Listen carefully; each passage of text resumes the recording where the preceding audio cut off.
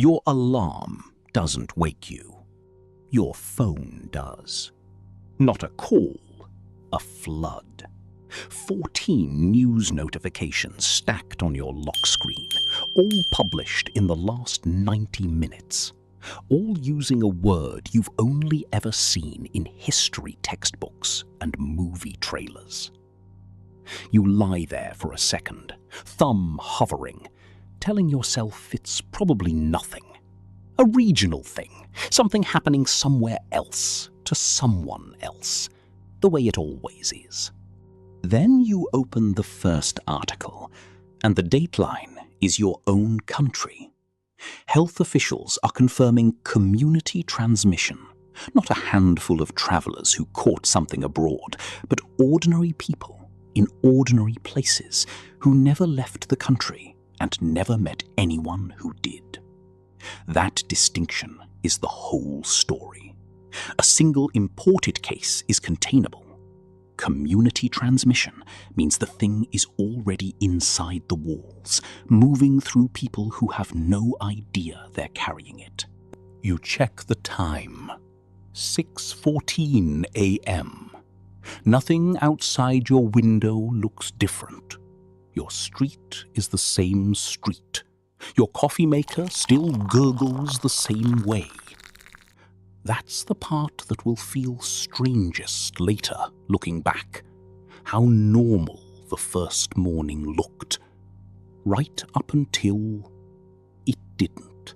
By late morning, 3 things happen almost simultaneously, and none of them were planned to happen together, which is exactly why they cause so much damage.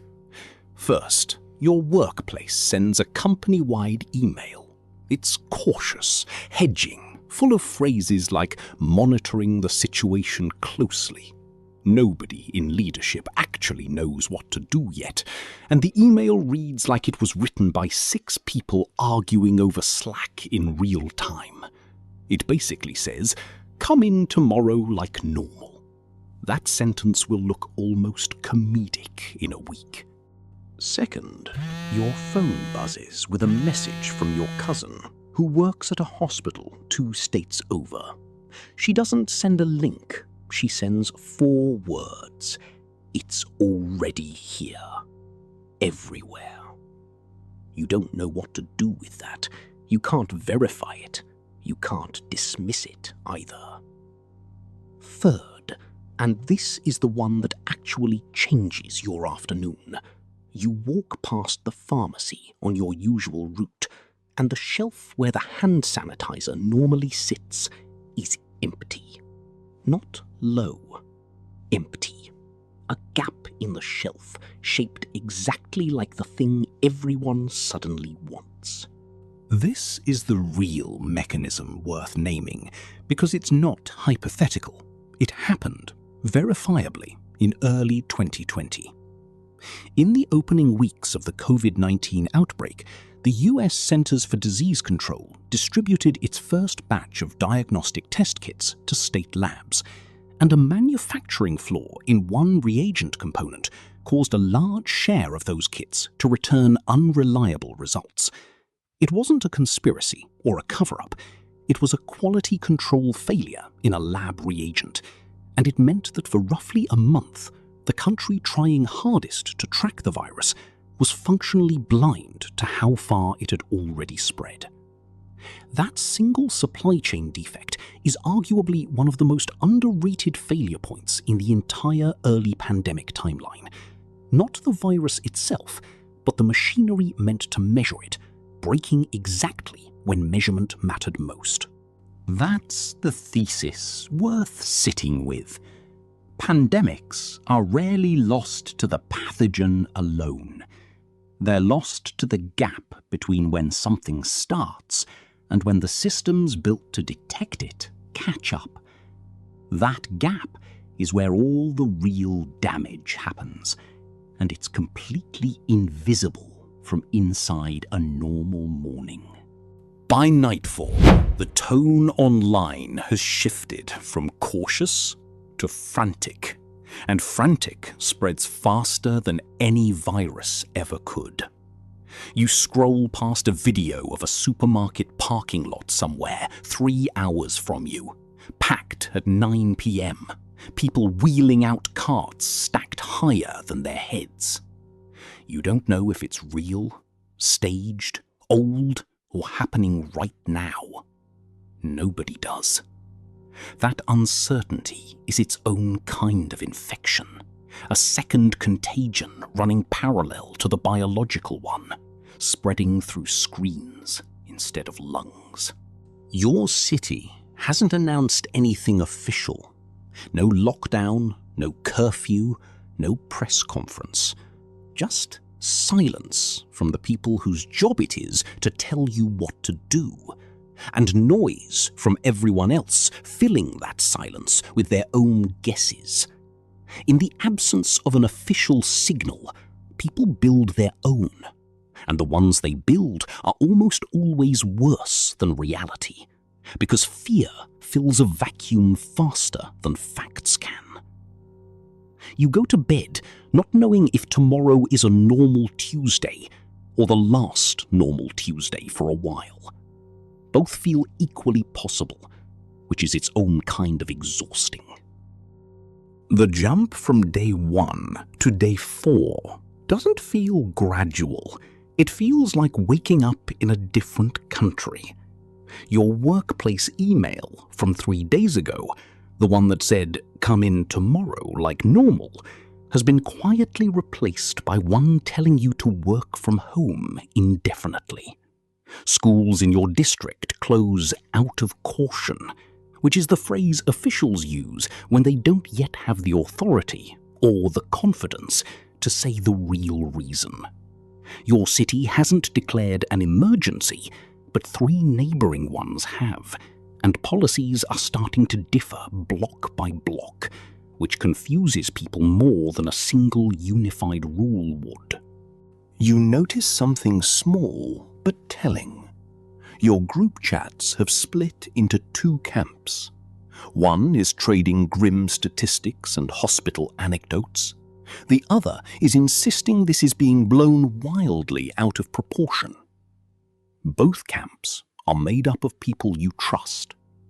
That's the part that unsettles you most.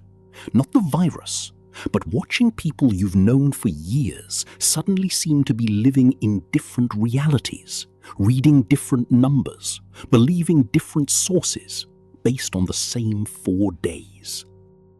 By day 9, the abstraction becomes personal.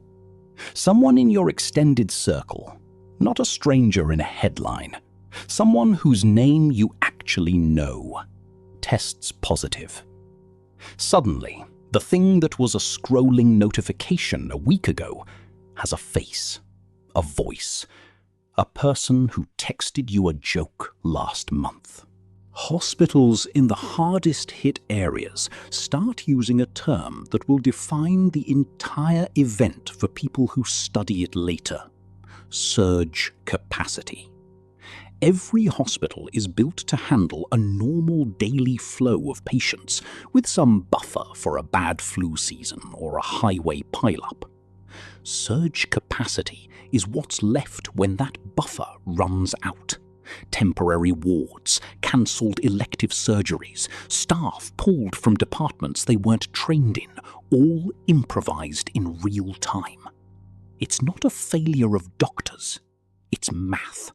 A building designed for 100 beds cannot become 300 beds just because 300 people need one. Grocery stores start rationing, not because there isn't food, but because panic buying creates artificial scarcity faster than any actual supply problem could. The shortage isn't the virus. The shortage is fear, moving through a supply chain the same way the virus moves through a population, just faster. The world doesn't collapse in week 3. It reorganizes, awkwardly, in real time. And that reorganization is somehow scarier than collapse would have been, because it means everyone is quietly accepting this might last. Your street, once full of commuter cars in the morning, is nearly silent by 8 a.m. Your neighbour, a nurse, leaves for 12-hour shifts and comes home looking like she's aged years in weeks. Restaurants shutter or pivot entirely to take-out windows built overnight out of plywood and desperation. The economy doesn't crash all at once. It starves, slowly, one cancelled shift and one unpaid rent notice at a time. Government briefings become a daily ritual, watched the way people once watched evening news. Except now, the numbers on screen are rising case counts instead of weather forecasts. Some countries close their borders entirely. Others argue publicly about whether closing borders even works, and that argument itself becomes a kind of second story running alongside the first. Not how bad is it, but can anyone even agree on what to do about it? By month 2, the psychological toll starts outpacing the physical one for most people who aren't sick. Isolation, financial anxiety, the low hum of dread that never fully switches off. These become their own quiet epidemic, one that doesn't show up in case counts, but shows up everywhere else, in relationships fraying under constant proximity, in people who haven't left their homes in weeks, in the strange grief of mourning a version of normal life that isn't coming back the same way. Governments roll out emergency financial support. Most of it improvised, none of it fast enough for the people who needed it 3 weeks earlier. Small businesses that survived 2 months on savings start closing permanently. Not dramatically, just a sign in a window one Tuesday morning.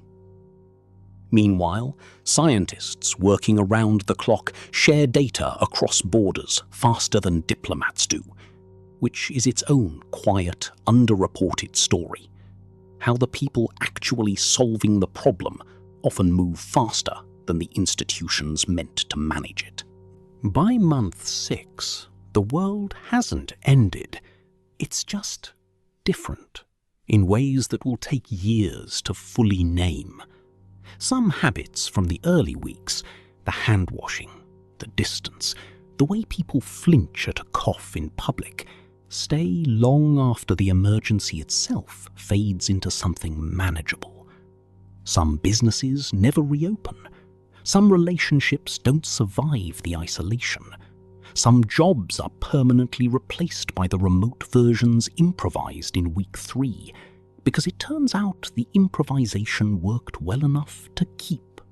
And somewhere, quietly, public health officials are already writing the report that explains what went wrong in the first 9 days. The ones where testing was broken, where messaging was confused, where panic outran information. That report will mostly be read by other officials, preparing for the next one. Because there will be a next one. There always is. The only real variable is whether the gap between start and detection is shorter next time or exactly the same. That's the part worth remembering, long after the headlines fade.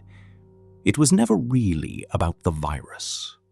It was about the seams, the reagent that failed, the email that was wrong by Tuesday, the hospital beds that physically could not multiply fast enough.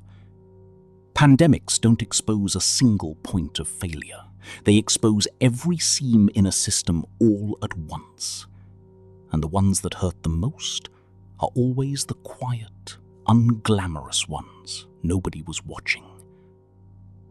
If it happens again, that's where to look first.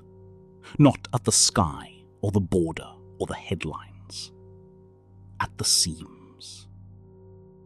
If this made you think differently about how fragile the first 9 days of something like this really are, hit like, subscribe for more of these, and drop a comment. Where do you think the first crack would show up where you live?